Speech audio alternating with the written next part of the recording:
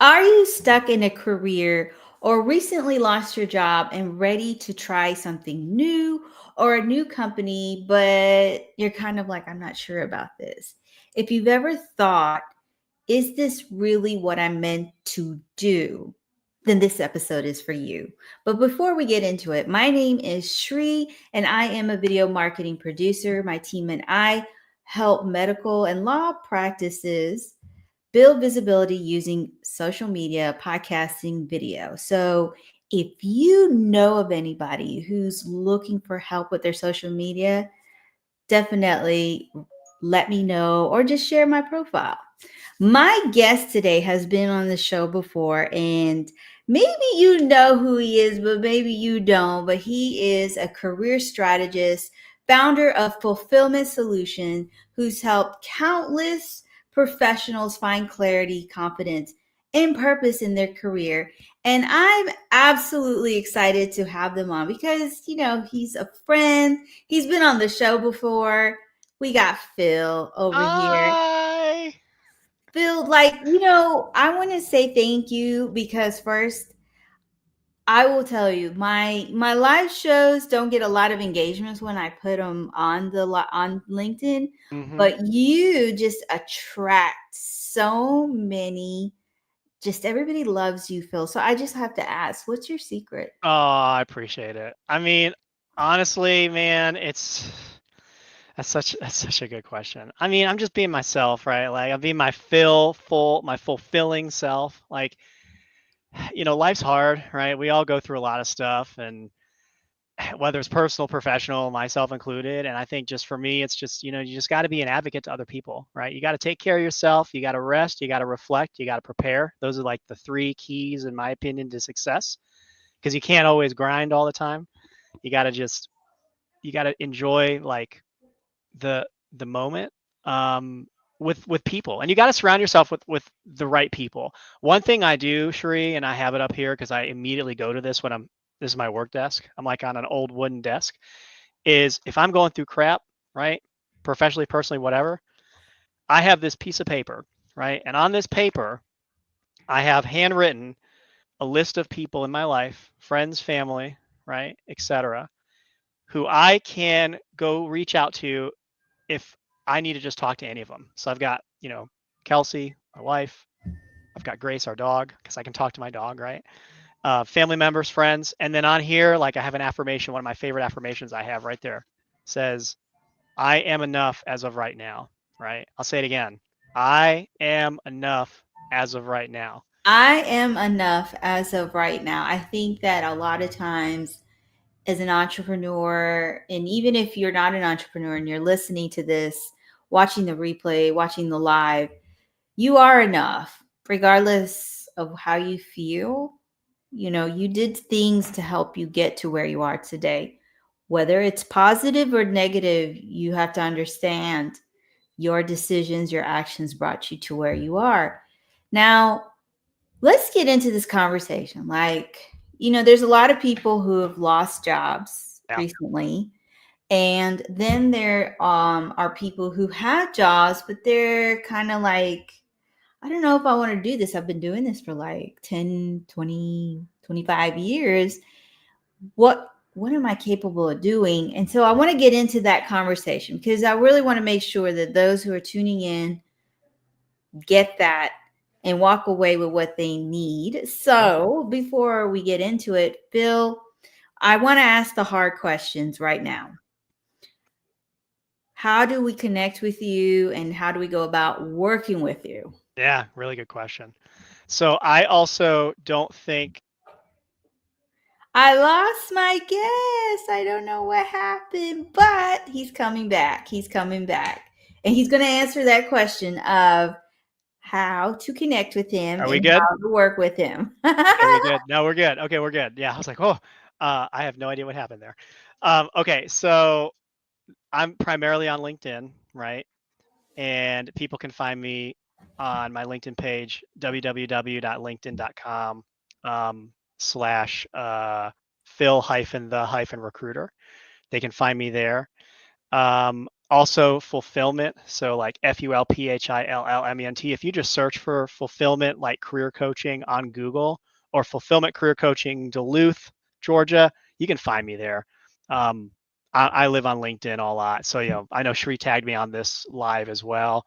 And it should be streaming on my page too. I don't know, maybe, but anyways, I'm there, and folks can find me there, and yeah, I'm pretty active. So I just want to give you this tip to anybody who's watching this. If you're thinking about starting a live streaming show and podcast, give a copy of the live to the guests so yes. that they can go in and upload it themselves, or they can schedule it out.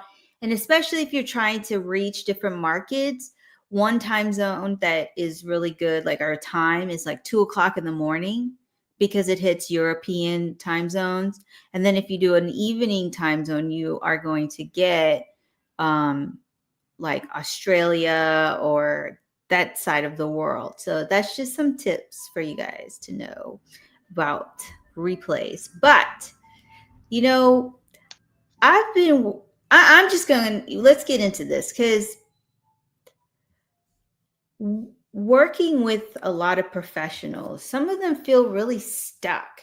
So for those who feel like, okay, especially if you got laid off, I mean, you got laid off, you may have been working for the government, or maybe you were working for a corporation, and you're just kind of like, this isn't what I want to be doing. What are biggest signs that someone is in the wrong job or industry?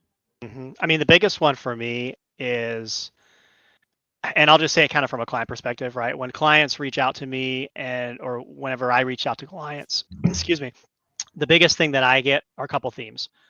Frustration is number one, right? Could be frustration in their job, right? If they are just not feeling that, literally that fulfillment in their career, in their job that they're in. It could be frustration within their company, right? So if their company culture is lacking and they just don't feel like they're belonged, they're valued, they're recognized, they're rewarded, or they're included by that company, it could be that. It could also be just even the relationship that they have with their manager, right? The rapport, maybe that their manager is, or maybe they're micromanaging, maybe they are just giving them too much work. They're burned out. That's another theme I get a lot. They're tired. They're burned out. They're frustrated. Those are really like the things that come across my desk when people are just not feeling that sense of joy and fulfillment, right, and excitement in their career. And so a lot of times we need to step back. We, meaning like if we're a job seeker career professional, we need to take the time to step back, right? To let our minds calm down, because I think what's so important, especially when it comes to like career assessment and really figuring out where you want to go next in your career, you have to take that time to, again, rest, reflect, prepare, but also just getting your mind right. Because in order to like strategize where you want to go in your career journey, like, right, and act, you've got to start with your mindset. You got to get your mindset right first and get yourself into a positive, even a neutral, like base mindset, where you're allowing yourself to release, the endorphins, right, and dopamine. So finding a hobby that you enjoy, I think, is incredibly critical during that time of frustration and doubt and imposter syndrome and everything like that. And in my case, I do a lot of Orange Theory fitness, right? So I'm going to the gym in the morning so that I'm getting myself ready for the day, because entrepreneurship's tough, right? It's hard. Sure, we know this. It's so difficult. Where am I going to find my next client? What am I going to do? Am I impacting, right? We all get those imposter syndrome minds, that, nuggets that come into our mind. So if we find a hobby that we enjoy along the process, I think that is so, so important to bring us back to that, natural positive state. When we get to that point, then we can really start to strategize our next steps, right? What kind of role do we want to get into? What kind of company do we want to get into? What kind of industry do we want to get into, right? What kind of manager do we need so that we can succeed and also make their lives easier? So there's all these different questions that, we need to ask ourselves when it comes to like clarity in our careers, right? And finding the next step, but it all has to begin with a clear and a positive mindset. Um, and distracting ourselves like from the noise and from the busy um, anxieties that life brings us, both personally, professionally, and even socially, even on LinkedIn, because it's so noisy here, man. I can agree to that mindset plays a role. I want to say hi to Lisa. Thank you for joining us, because one thing is for sure, like, if you're not in the right mindset to really leave comments, because engagement is huge, right? Like, that's how you Yes. build relationships. At least just read the post and give the appropriate like that goes with it. And if you feel compelled, write from a place where you feel comfortable. This is where I am sometimes when I comment. Like, I felt it even before this show. I just couldn't really be in a place to write a large, like how I normally comment. And so I wrote in a place that I'm comfortable. And if I couldn't leave one, I just didn't. But I wanted to show love and support to the person. Now, also understand, because I've been in the place where I had to look for a job, we don't have to have a strict time to do certain things. What matters is we get the tasks done that push our business. So, this is something else that, as an entrepreneur, when mindset plays a role, I make sure during the day, I have my walk, I work out, I have a different routine. But I bet you, like, you better guarantee I'm going to do what I'm supposed to do. So it might be in the evening time where I, carve out 4 hours and I'm working and I get that stuff done. So if you are looking for a job like Phil was sharing, that's really good stuff. Like, what is going to get you into that mindset? And don't compare, like, oh, I should be doing this. No, it's whenever you can focus. And if it happens to be from 4 to 8 at night, I'm telling you, it's social media is one of those things. Like, you can send a connection request. They might answer back or they might answer tomorrow, but they're going to answer it. And They full, will. they will. And then you start a conversation. Don't be this one guy who was in my DMs, not reading my profile, asking me questions that the answers are there. Ask me something that, let's start. How would you ask me a question? Like, if you met in person, what would you ask me? You would say, hey, are you from Houston? Where did you live before? Don't be that creep and it's like, I need a job today. Can you help me?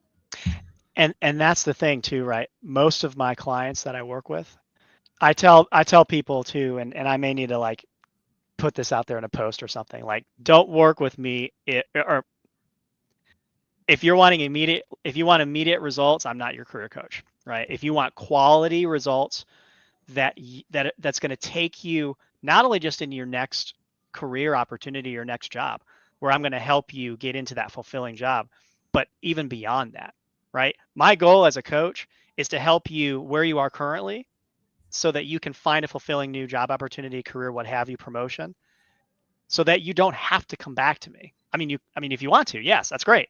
But it's to give you the quality tools that you need in order to keep those in your toolbox for the rest of your career and life. So that's what makes us different here, and all around, our unique like tune into framework. So I have to tell people too, I'm an opera singer, right? I studied opera of all things. Well, what's an opera singer doing with career coaching, right? Like, so I did business, in college and opera, and my actual framework around my career coaching is literally called the Tune Into framework. And it's an 8-step process where the letter T, I won't go through all of them, but the letter T is trust. You have to establish trust with people first.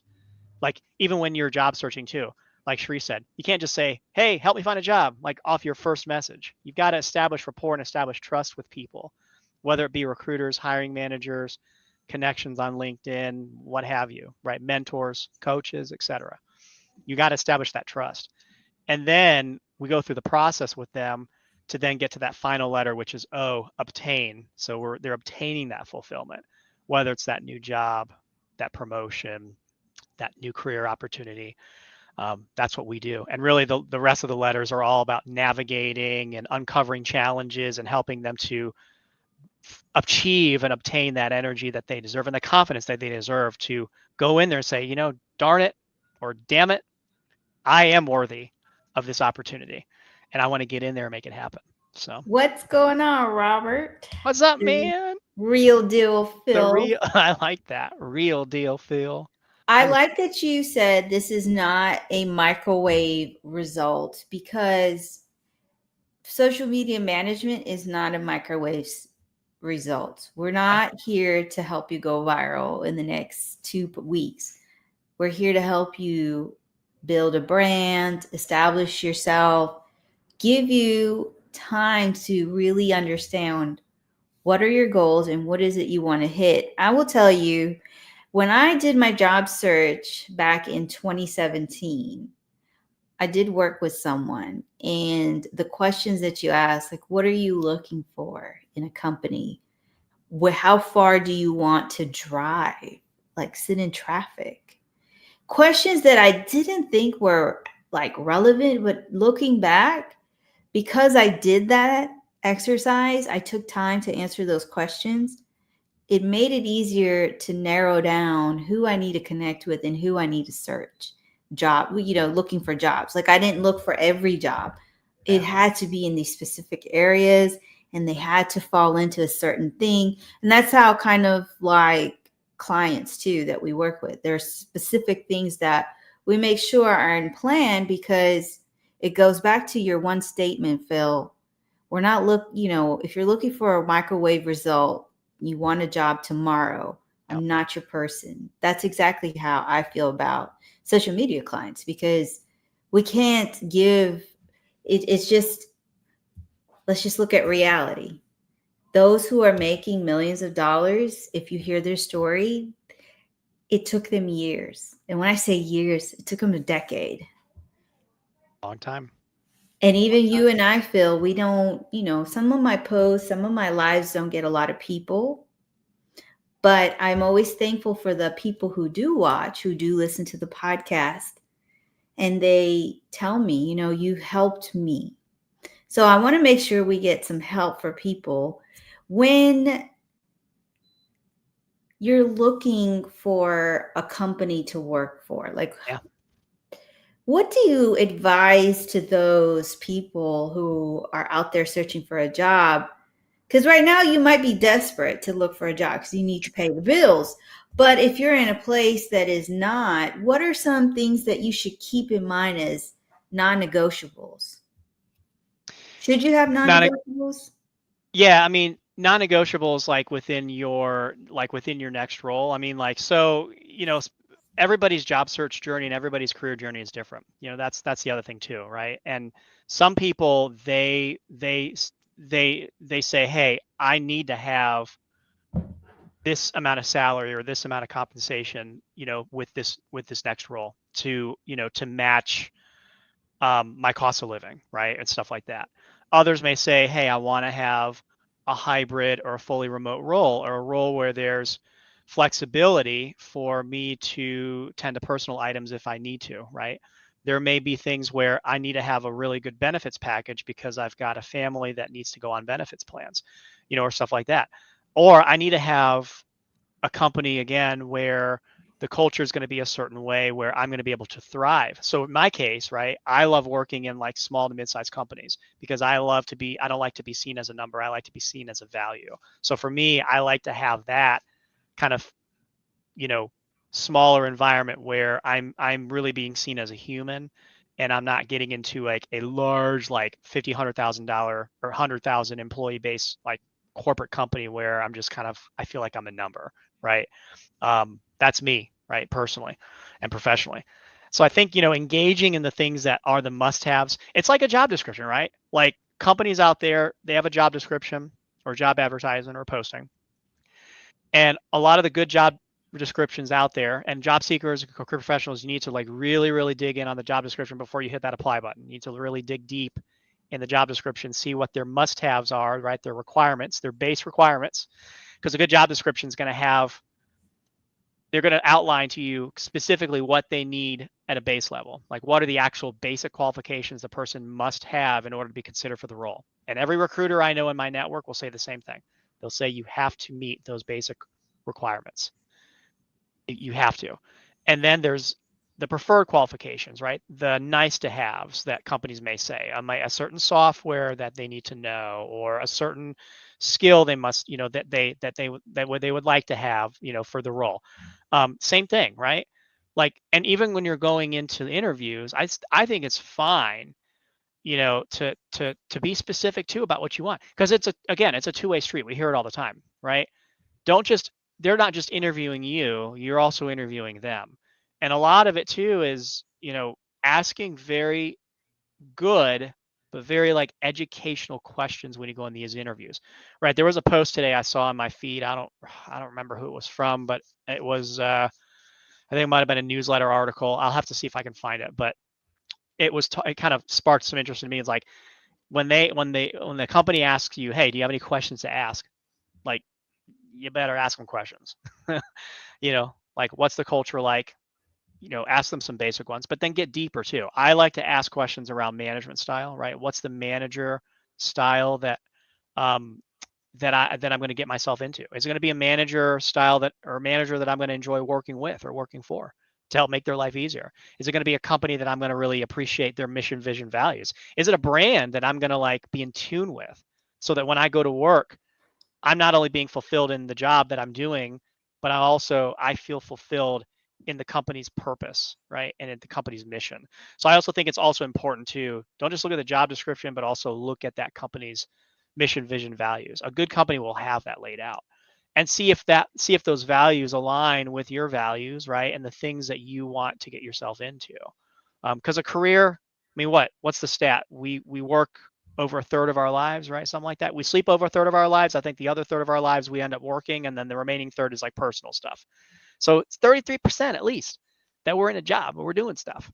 So that 33%, in addition to sleeping, we gotta feel fulfilled in that third as well. Yes, we do.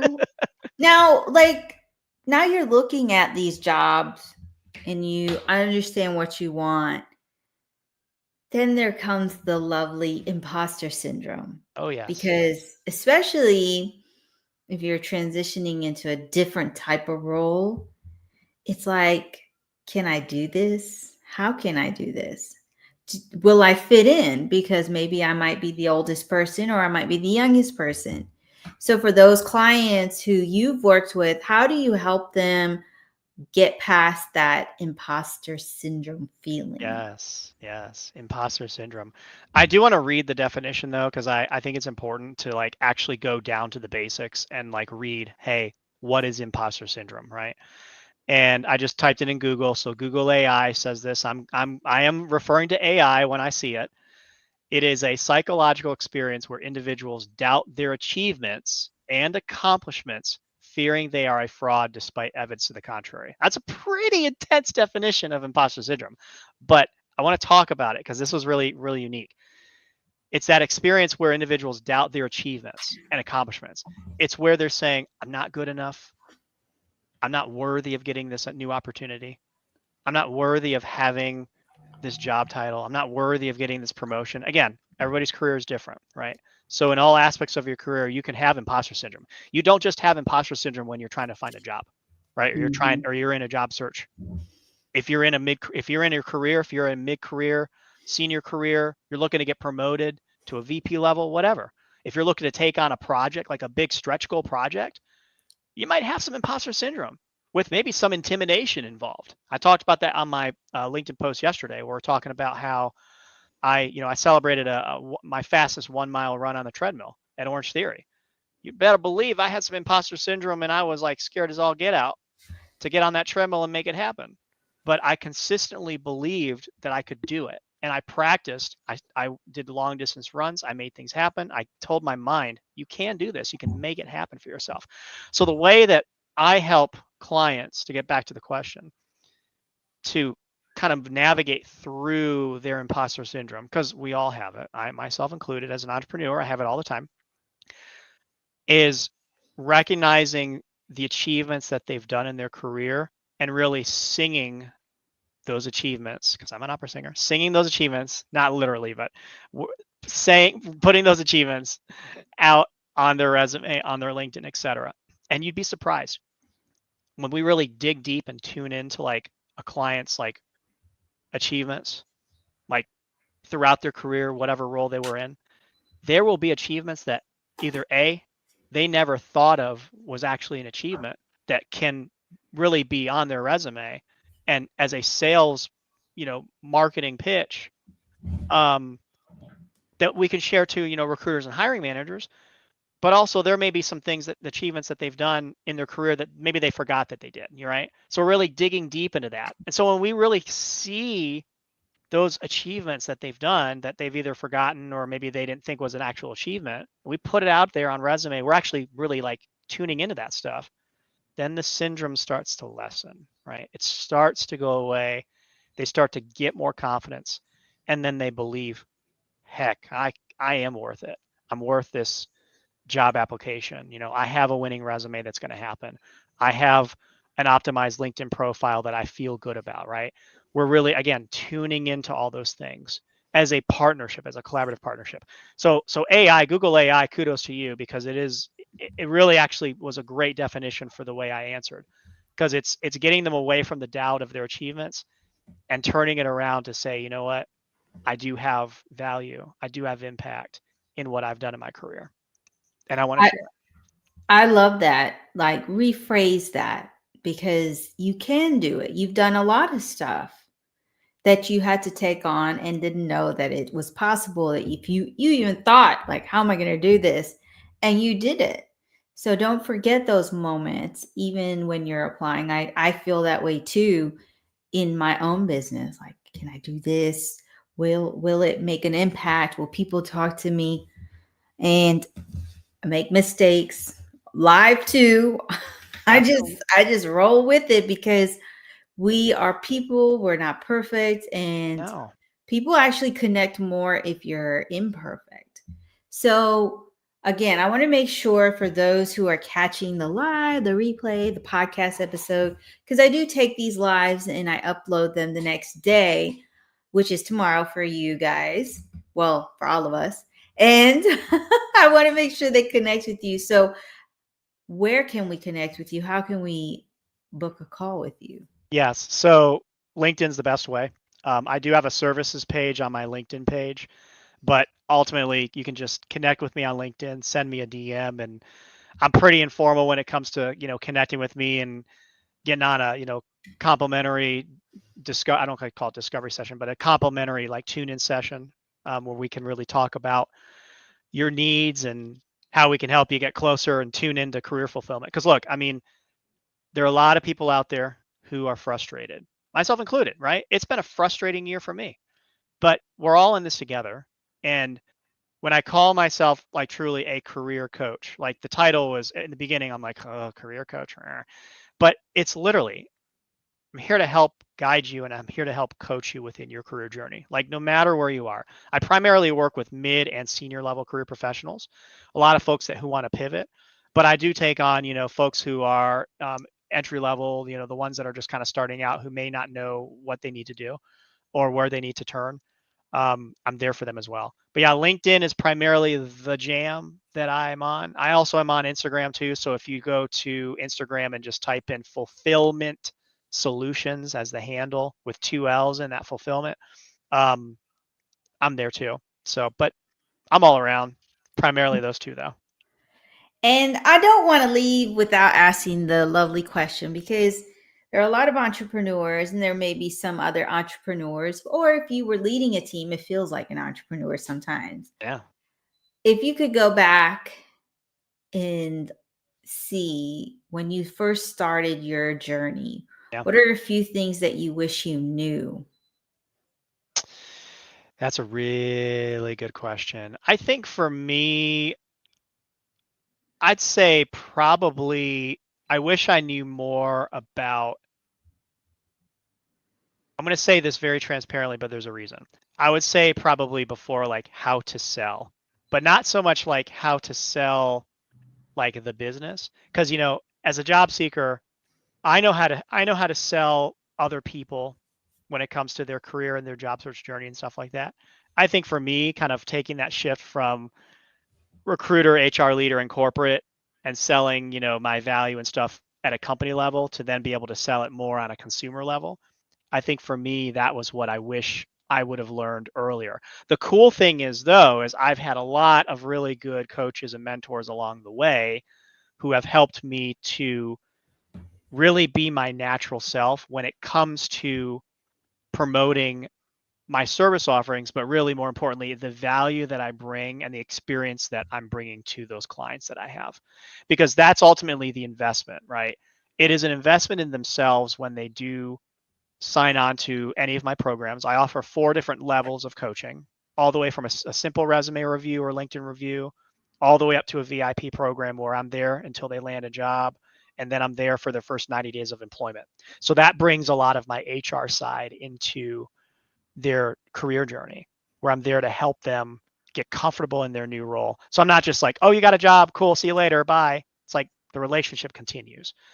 Um, the value's always been there, and I've been I'm proud of myself to be able to like now speak and sometimes sing the value that I bring, and the impact that I have for sure.